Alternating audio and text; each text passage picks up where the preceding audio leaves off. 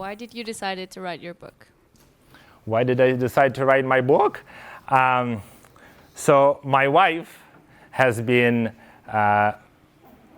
in the process of writing a book for years. And so I'm very much about taking an action.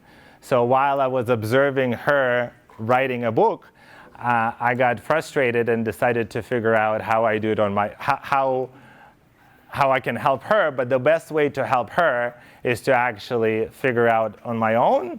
So I went through the process of figuring out how do you write a manuscript, how do you go through self-publishing, how do you find an editor, how do you market a book, like the whole system. And so that was the one side of why. The other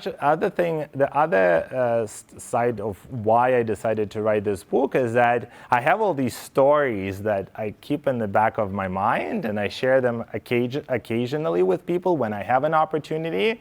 But I think it's important to get information in the hands of decision makers, and so they don't need to waste their time looking through this information, right? They can go to a source of truth, and I mean, the truth is, I believe the truth is in me because I have done it, but it's up to the reader to decide whether they trust me or not, right? And so my book is very much going through a life cycle of a student, of an international student, from a moment of considering studying abroad, to studying in Canada specifically, to applying to programs, to getting into programs, to choosing the programs, to getting financial aid, then how do you land an internship, a part-time job, a full-time job, and how do you set yourself up for success. So I'm going through this journey, and so the reader can go to any chapter that is relevant to him or her in that present moment and actually go through the stories.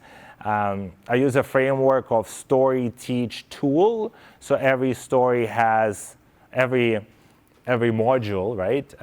Every chapter has a story, has a tool, has a teaching, what I got out of my story, of my life experiences, and the tools like the Clarity tool that the reader can use for his or her life.